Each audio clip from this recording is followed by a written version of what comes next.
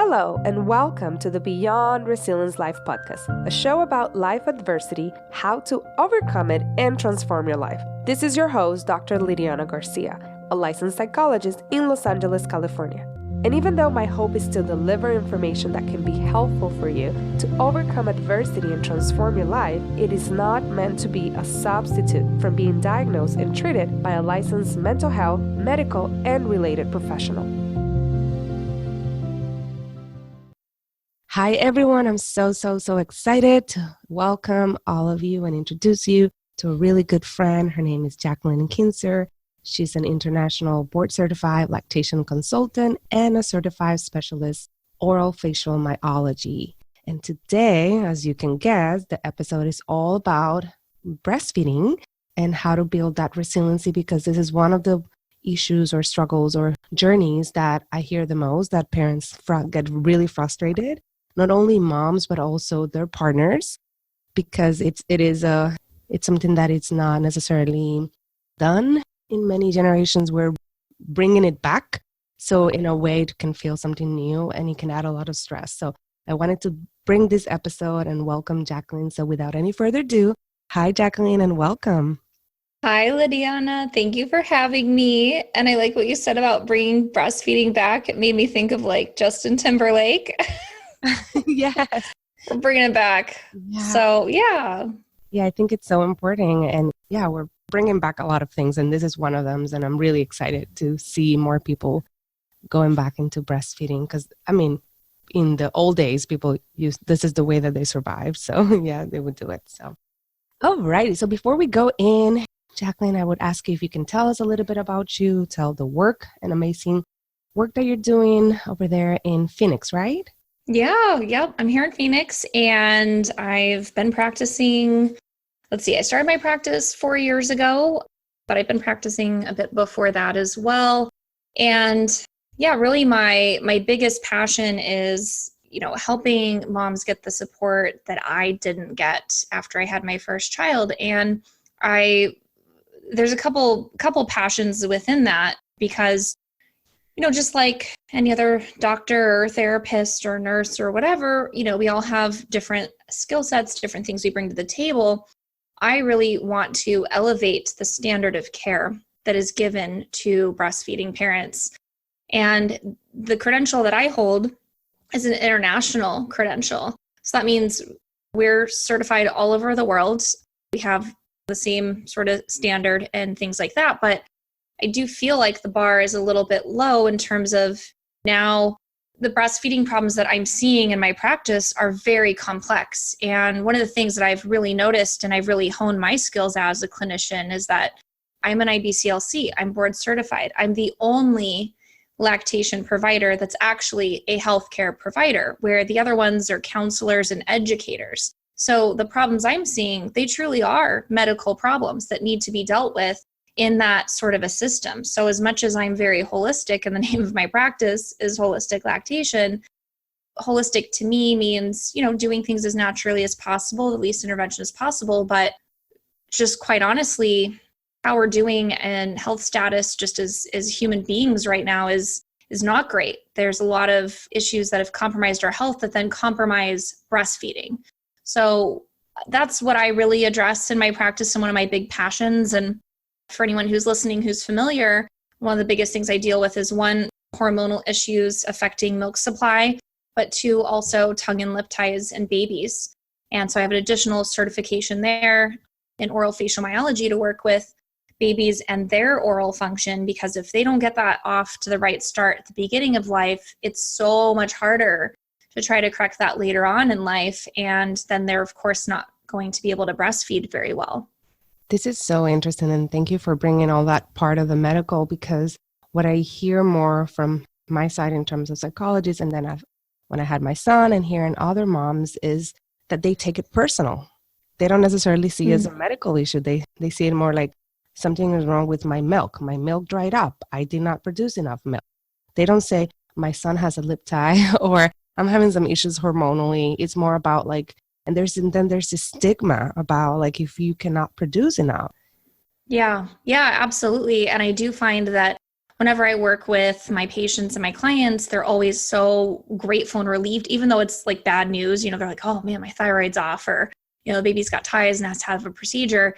But they're also relieved that, one, I was very honest with them and found what was going on typically when others hadn't. But two, they feel like there's something wrong, but it's not a personal failing, that they're relieved to know this is a medical issue. It can be fixed, and that I'm the one that can guide them to the right places to get those things treated and assist them along the way.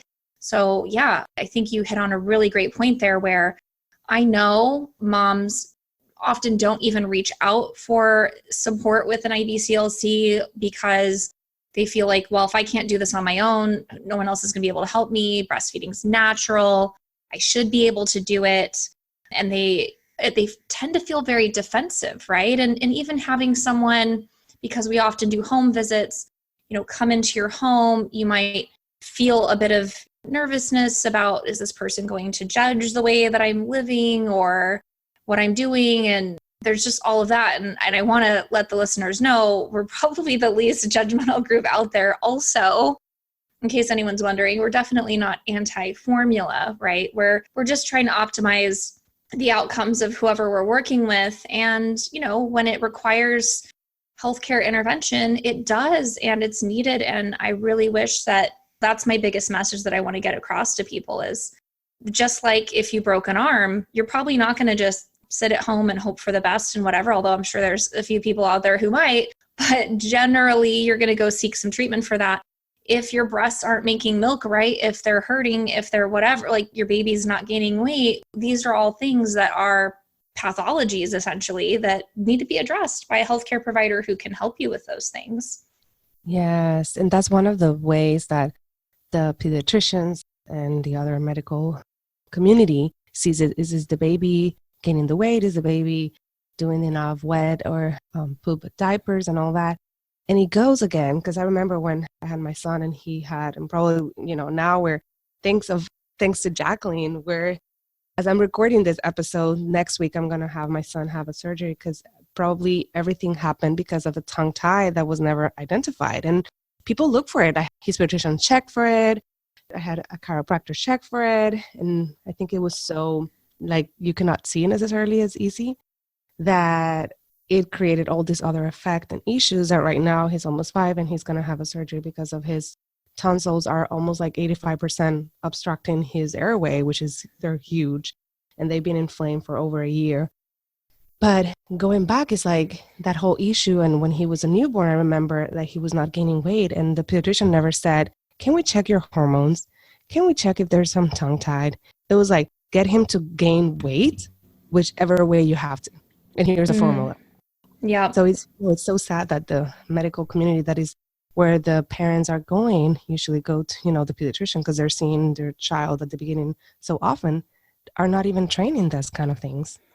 Yes. And I will say my training as a lactation consultant, and this isn't to insult my profession, but I absolutely know we could be doing a lot better than we are. And it's disheartening, because the training I had was just have moms triple feed, breastfeed, pump, and bottle feed, and that's what's going to work. And, there are sometimes when I do recommend that, but a lot of the things that, and it's temporary, we've got a plan in place, right? But, or nipple shields or these kind of things, those are all compensations. And most of the education that lactation consultants get is around those sorts of things. Oh, do breast compressions, do this. And it's all the stuff you're going to read on YouTube. It's all the stuff you're going to read on the mom blogs or going to hear about in the mom groups.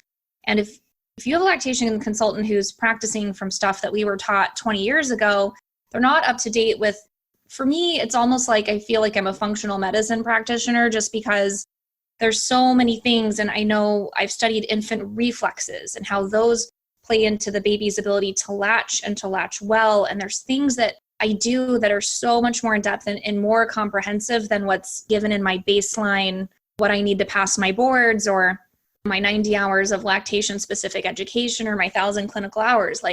Those weren't things that were covered. And I sort of uncovered those in my own breastfeeding journey. That's why I even went down this path, was because the help I had gotten, while it felt nice and people cared, wasn't actually fixing my issues. And so I was like, well, what is causing those issues? And like you said, I think people are just playing catch up. The pediatricians, they're not trained in breastfeeding and they're not trained to work with moms. So they can't address anything there. And unfortunately, yeah, they're missing the ties a lot of the time, or they're missing the underlying cause for the reflux. Some are great, some are not, but there's still a long way to go. And I feel like I'm pulling like this heavy sled. I'm just trying to like, hey, everybody, hop on the sled, come with me. Let's all learn together and grow together. And that's like a whole other conversation. But what I really want is for moms to not give up when they don't get the right help the first time, to listen to their gut and go, yeah, I hear what you're saying, but I think there's something else going on. And you might need to use formula. You might need to use whatever. But hopefully there's like a longer term fix in place for you, because sometimes it just is that we did all we could do and that's it. But there's a lot more that can be done. And I think just letting people know that, like you said, and avoiding these issues down the road, like with your son. When my husband suffers from sleep apnea and things, and had that been addressed earlier on in life, it would have definitely changed the trajectory of a lot of things for his health. Yeah. And I think a lot of those things people kind of just accepted, and instead of like searching something else. And I mean, I get it. And, being a new mom, there's so many different changes that sometimes you just have to accept some things and keep on going. But at the same time, like if there's a will, there can be a way. Yes. And I do think it's good to create balance, to know that you don't have to rush. There's, you don't want to wait too long, but generally there's some time. So just for moms to know, like, okay, if I don't get it addressed by day 2 postpartum, that it'll still be okay. And then you need to take care of yourself. And then also just check in with yourself emotionally and mentally. And what are you really up for? What is your level of commitment to making this work? Because it is different for everyone. And so that's my question I ask everybody on my intake is, I'm not going to work harder than you, because that's frustrating for me. And we're probably not going to get along well if you don't want to do certain things. But when I give my clients a care plan, I check in with them and I say, is this doable for you? Can you sustain pumping this many times a day for the next 3 days? Or can you take these supplements? Or can you do this? And just checking in with them. And what do you need? Like, what is your barrier to that? Because everybody's got different circumstances. You might have to go back to work really soon. It may not feel feasible for you to incorporate certain things. So knowing that, like, what I think some people think about breastfeeding is that it needs to be all or nothing. Either I feed my baby at the breast or provide 100% breast milk, or I have to give up and wean and not do it. But you get to sort of do breastfeeding by design, and you get to decide what that looks like for you and your baby. And it may be a blend of things. It may be not all the time. And if you can accept that and understand that's the best you can do, then I think that's a really great move too. It does not need to be all or nothing. And we don't need to put so much pressure on ourselves for breastfeeding to look perfect. Yeah. So many nuggets here. One of the things that really stuck was accept. And that's one of the hardest things for human to accept what is, especially if you're also in the postpartum and you're like with all these hopes and you read all this book. I have all those mamas that I read all these books. I went to all these meetings. I know how to do it. And accepting what is, and then surrendering to what it's going to look like. That is probably not how you thought. I think it's one of the hardest things. I remember like when I birthed my son, and I also birthed my new persona, trying to accept, now I'm a mom. Now I have a little someone, that I need to take care of. And that whole journey can be really hard. Absolutely. There's a lot going on. So just birthing a child into this world is huge. And depending on how your pregnancy and birth went, creates a different strain or whatever for every person. And then breastfeeding on top of that, even when it's going well, it's a lot and it's very intense. And you're going to be doing it for 30, 40 hours a week. It literally is a full-time job. And even if you're pumping instead of nursing at the breast, you're going to be doing it for 30, 40 hours a week. So this expectation going into it, to know that this is a time in your life to slow down and to take really good care of yourself so that you can care for your baby. It's more than just breastfeeding, but I do feel like breastfeeding often gets blamed. It is often one of the things that gets cut out first, like, oh, I can't get any sleep. My baby wants to nurse all the time. Yeah, that's what babies want to do. It doesn't mean that breastfeeding is the problem. Breastfeeding isn't keeping your baby awake. Babies wake up a lot. And while formula for a newborn is harder to digest and technically could have them sleep longer, there's studies that show in the long term that formula-fed babies actually don't sleep as well as breastfed babies. And that's not to shame formula or anything like that, but it just is a fact. And when it causes digestive disturbances, now your baby has a tummy ache, their digestion's not working right, they're uncomfortable in many ways, and they do not sleep as well. And so while it might seem like an easy fix in that moment when you're really, really struggling, if you have that perspective of what is the longer term outcome when I do commit and stick with this, and knowing that ultimately you will get more sleep and that it's normal. Every new parent is totally sleep deprived. Like, we've all been there. You may even have been there in your pregnancy. And so, yeah, it's hard. But what's really cool is women are so resilient. I mean, I think of some of the things that I went through as a new mom. I was so sleep deprived at times. I thought I was going to die. Like, I just didn't know how I could go on. And here I am. I'm right here. So yes. If that helps anybody, we're incredible. And I think, there's something special about women and mothers that's just, I don't know if it's in our DNA or what, but we really can handle so much more than we think. But that doesn't mean put it all on yourself, but just know you can get through it. Yeah. No, yes. I was one of those. and now that I'm going back in, I'm like, okay, have perspective. Last night I slept like 9 hours. It will come back. But I know I will probably go down the rabbit hole again and just accept what is. But we discussed many of the different issues. Is there any other that you see, like the most common ones? Yeah, besides struggling to make enough milk, and oftentimes moms think that they're not making enough when they are. So if you have a pediatrician who's not well versed in breastfeeding, they may be concerned about the amount of milk that your baby is drinking, but formula and breast milk just don't compare in terms of volume. So there is a perceived low milk supply problem that I see where formula-fed babies over time have to drink more and more volume because it's a formula and it doesn't change. It's the exact same formula. Whereas breast milk increases in caloric density, your baby doesn't need more volume past first couple weeks of life. It's can be the same amount pretty much. So there's that. Also pain, breastfeeding pain. A lot of women are told that it is normal to experience painful nipples and painful engorgement and those sorts of things in the first couple weeks postpartum. And I'm here to tell you that it's actually not normal. At no point in time should our bodies truly be expected to experience pain or damage to the tissue.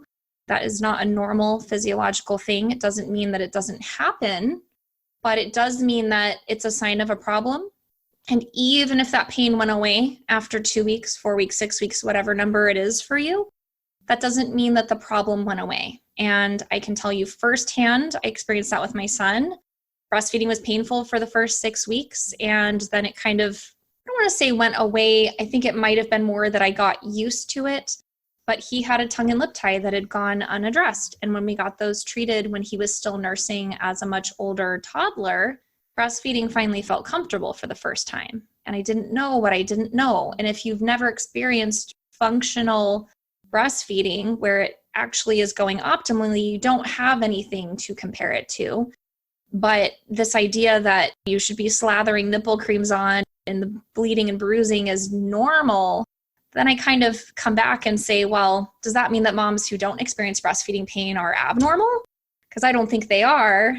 But that's just one where I acknowledge that women do experience breastfeeding pain. It just is something that it should be addressed. Now, I will say there's a difference between pain and soreness, and everybody might have their own interpretation of that. Some soreness or tenderness can be normal, but actual pain, like you're dreading latching your baby, that is not. And I would encourage you to seek help. What are, other things? Mastitis, I do feel like that's sort of expected, or engorgement. Engorgement is usually a sign of one of two things. One is that your baby's not draining the breast well, And that, again, could be related to ties, but oftentimes it has a lot to do with the birth circumstances, medications, those sorts of things. So you need some really good lactation management there. Maybe you had a lot of IV fluids in your labor or whatever.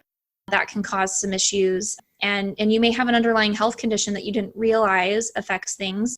Or it can be inflammation. I do find that so many people these days are very inflamed. And if you struggled to maintain a really healthy diet during pregnancy, you may really struggle with things like clogged ducts and mastitis and engorgement and oversupply. I do see that a lot. And it's also food intolerances, which create inflammation. So whatever the cause of inflammation is, just in general, I do see that causing issues with food intolerances. And it's something that a lot of moms don't recognize, that your baby actually inherits your gut. Yes, there's two DNAs that come together and whatever, but you're gestating the child and then you're breastfeeding the child. So really their microbiome is coming from yours. And if you have a leaky gut, which most people do, those food proteins that you're eating that go undigested and enter your bloodstream through your leaky gut, well, your breast milk is made from blood. So those food proteins go into the breast milk. They go into your baby who's born with an open gut on purpose, because breast milk, human milk, is a living tissue. It's actually really its whole entire own organ system. It's filled with living cells, immunoglobulins, stem cells, antibodies, all these things. And they're meant to actually go into your baby's gut and directly into their bloodstream. But if there's a gluten protein or a soy protein or a tomato protein, whatever it is that you're not digesting that's getting through, now your baby becomes sensitive. And so things like baby acne or eczema. I had a conversation with a doctor about this yesterday where he was like, what is up with all these kids and eczema? He's been practicing for 20 years and he's like, we never had kids with eczema. And now, there's all these eczema creams and whatever, which can obviously help provide comfort, but it doesn't address the root issue. So when I tell moms, it's not just take a thing out of your diet. That's a piece of the puzzle. And it's also not just probiotics. Probiotics, it's not enough. You really have to heal your gut, and you have to work with someone that knows how to do that and knows how to help you identify what foods may be problematic for you. It's not just taking out dairy. And a lot of times I'll work with parents too who go, well, I'm really light dairy. Cool, but you're still having dairy. Like you can't be light dairy or light soy or light gluten, or you got to check your supplements and all this kind of stuff. And it's just, if you don't know where to go and you don't know, you could sit there on the internet and you could find all this stuff yourself, and you're going to spend weeks and months. Or you could hire someone who knows what they're doing and help you with this.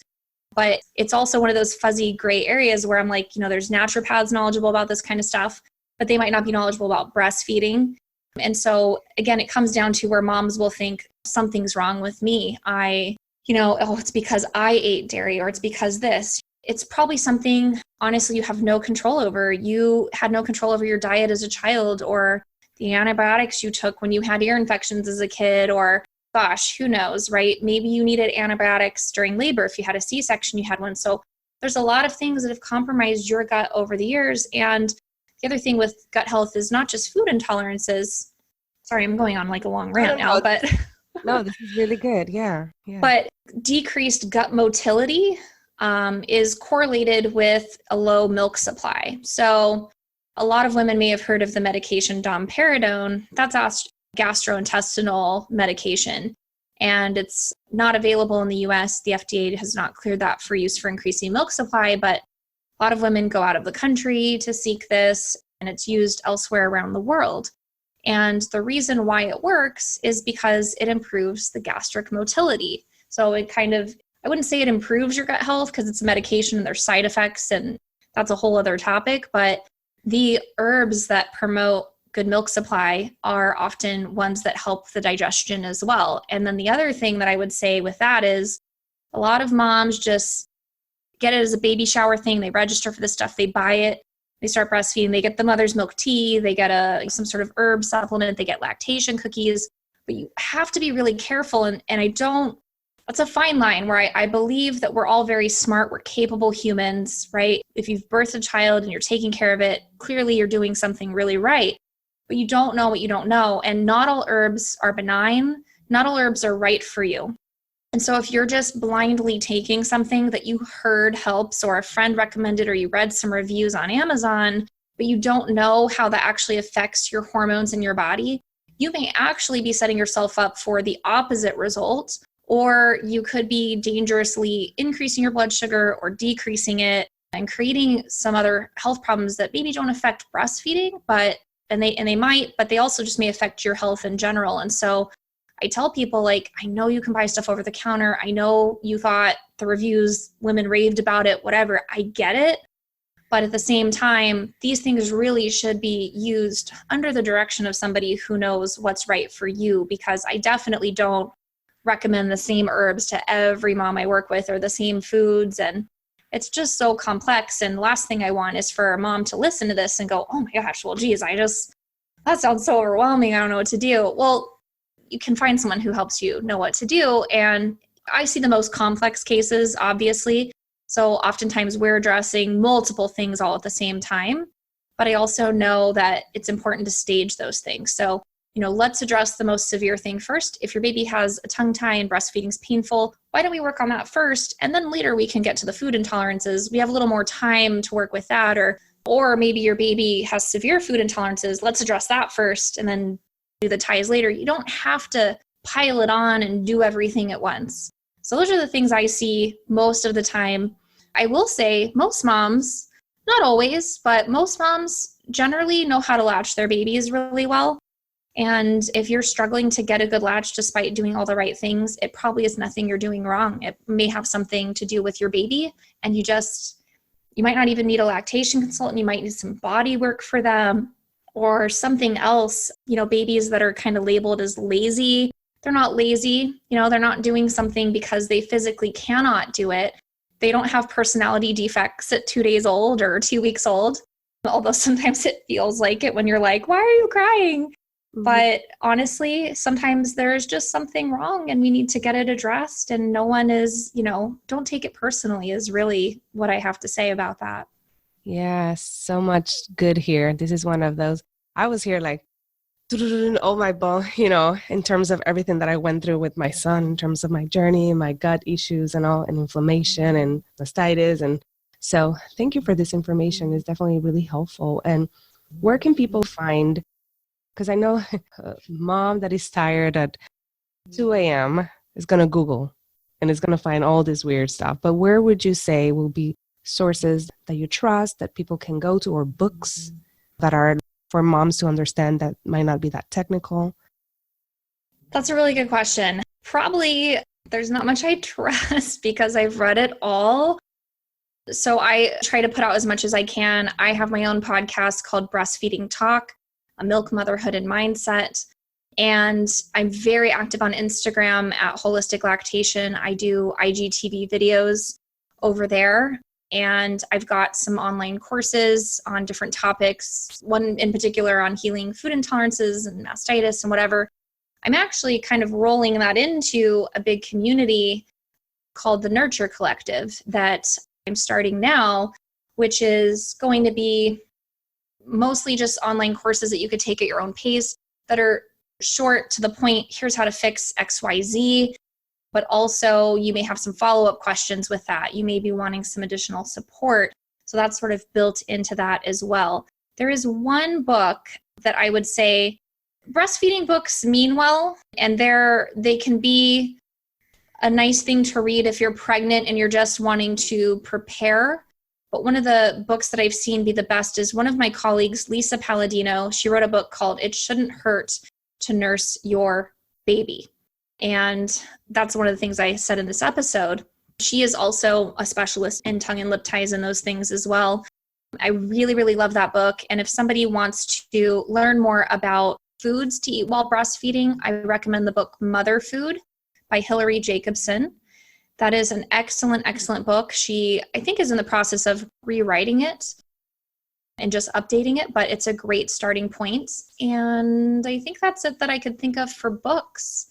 But I really do try, if there's something that anyone who's listening, you want to learn more about, honestly, send me a DM on Instagram and I'll create some content and put it out there. I don't know what you need. I mean, I know because I work with moms every day, but if there's something that you feel like I haven't, written about or put something out there on, let me know. And I'm happy to create more content, because I do find what is out there is often outdated, it's insufficient, it's lacking, and it's often not put out by professionals who really are certified in these things. Yeah. And something like those groups, like what's your opinion on La Leche League? And I think there was something else called Rose Racing or something like that. Yeah.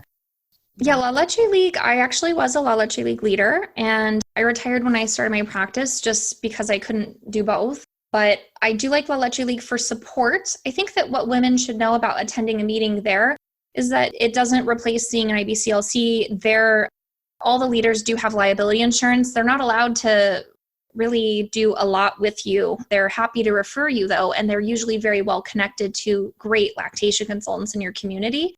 But it is a free group if you're like, hey, I don't know, I've never nursed in public before, or, my baby, is this normal? They're a wonderful resource. They also have a hotline that you can call. So they're around the world, they're everywhere. You can just look up La Leche League International, find a chapter near you. They've got an international hotline, usually local ones as well.